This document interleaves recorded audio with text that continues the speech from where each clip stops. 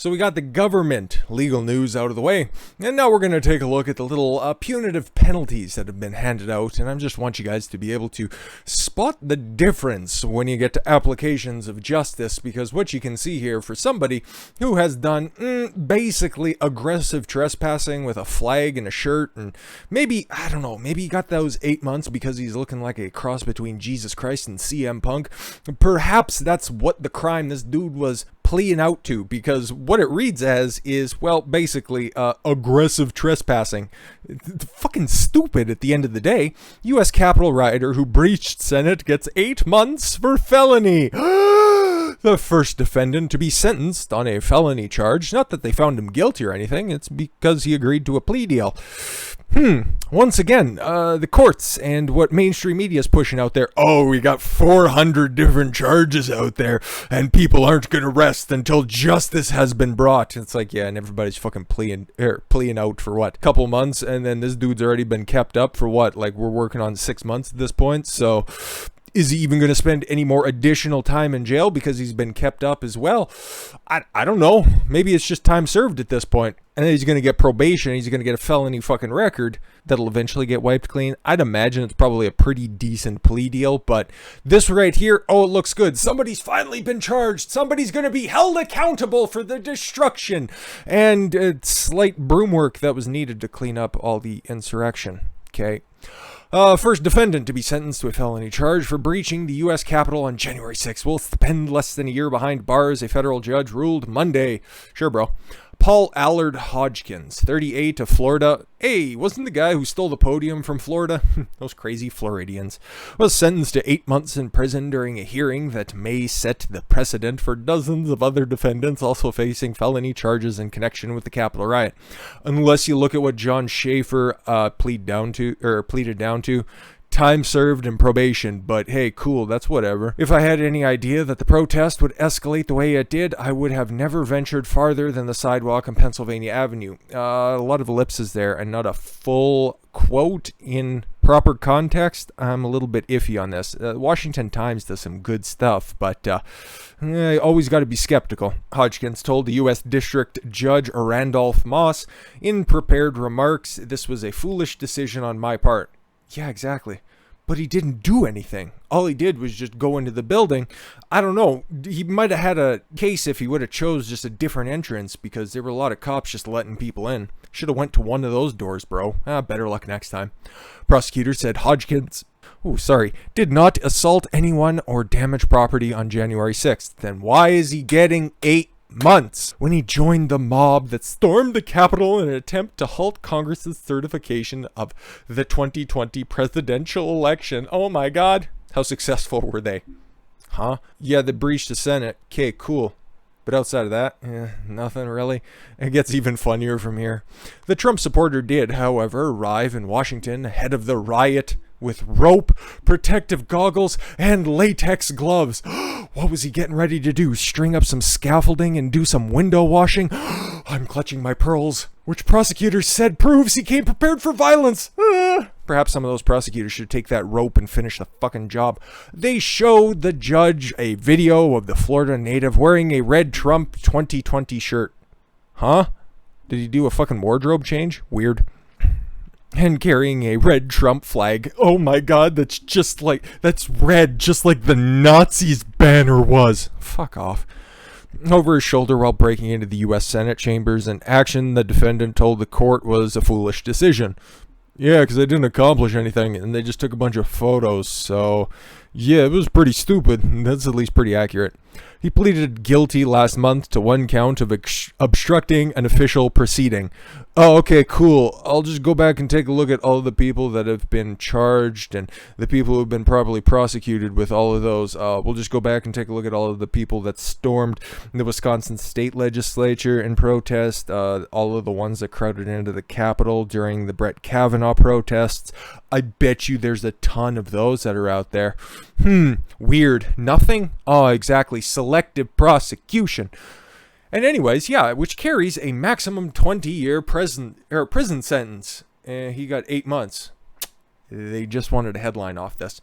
In exchange for dropping lesser charges, including entering a restricted building. He pays for it, so I don't think it's terribly restricted. Anyways, and disorderly conduct, which the police or any institution can charge you with, really. That's just another one of those extra kick 'em when they're down charges. Judge Moss said Monday that the defendant participated in one of the worst episodes in the nation's history. Why don't you jerk off in your mouth, you fucking cuck? Speaking of which, we finally got some sentences in Portland. And as you can see, somebody who actually did something fucked up, who caused damage, one of many, finally got their comeuppance. Yes, they set a building on fire. Yes, they caused a lot of damage. And they're going to get 4 years. 4 years, huh? Okay. Portland, Oregon man convicted of arson, riot, and other charges sentenced this week to 4 years in jail. Convicted of arson, riot, and other charges gets 4 years, which I'm sure he will serve every fucking week of that. No doubt whatsoever in my mind. Cyan Waters Bass. Oh, fuck off. That's a fish. In his early 20s. Little bets out there. Do you think he has more names or hair colors? Just asking.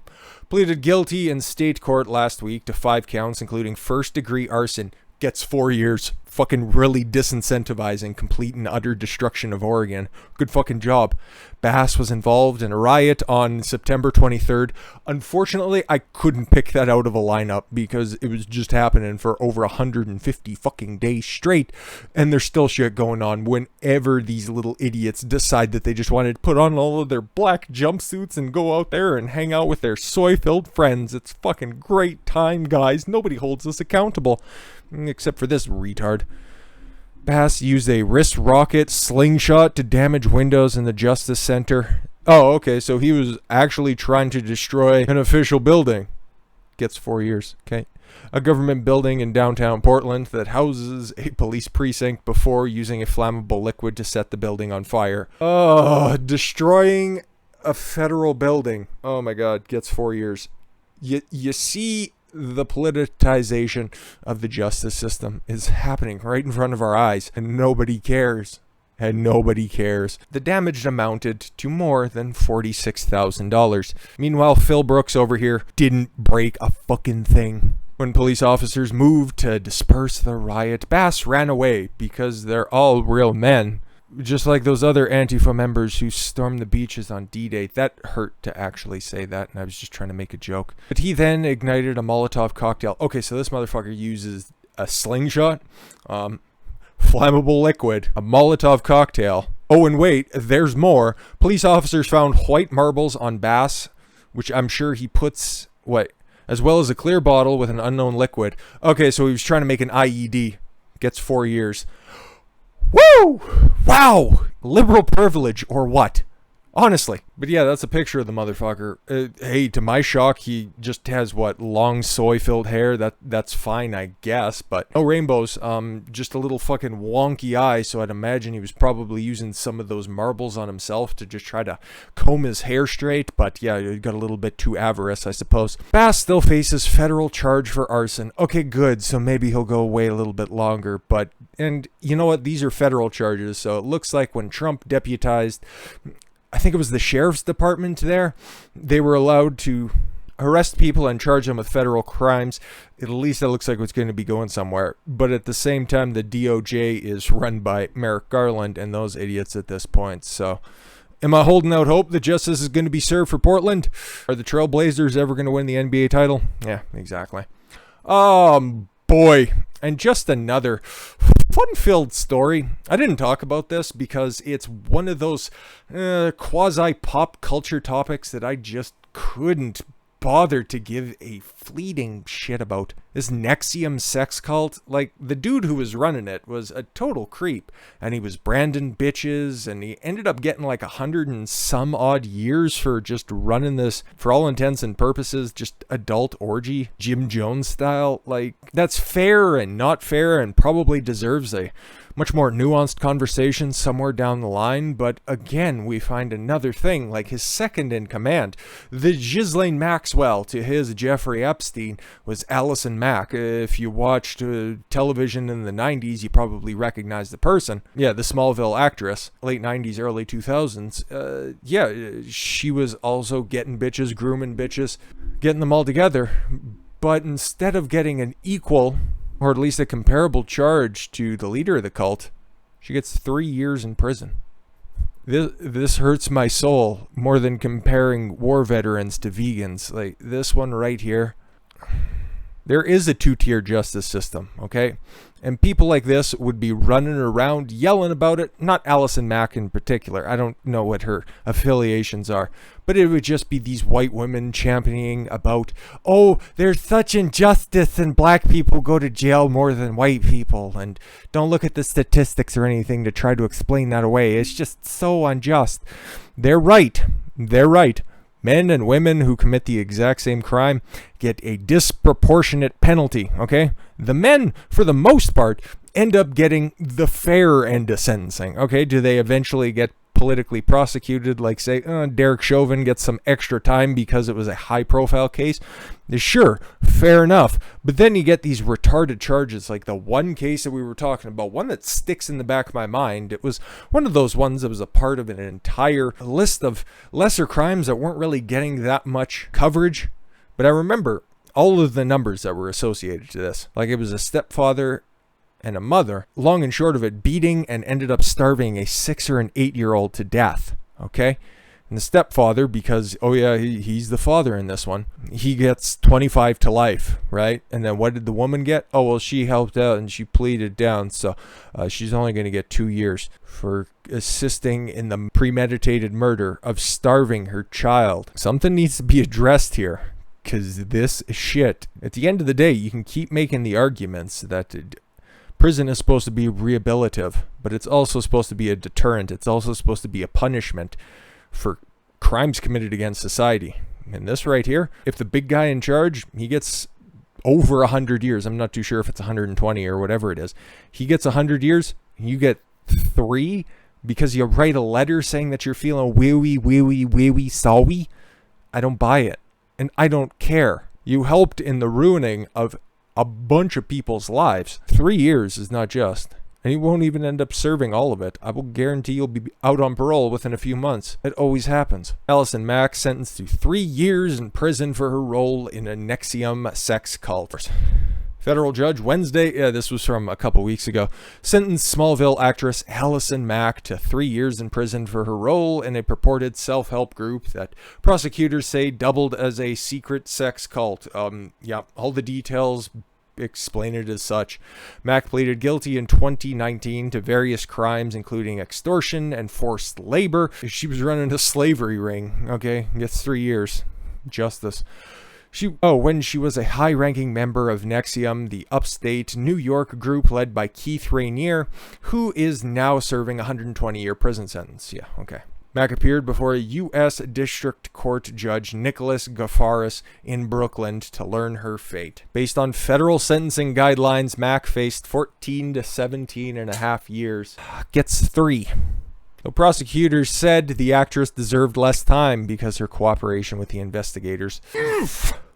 Anyways, she cannot undo what has been done, and she will have to live with the regret for the rest of her life. But not too much of an inconvenience, though. The rest of those people, yeah, they can deal with it. We'll just send a social care worker out there. You know, that's what they do when you dial 911 anymore.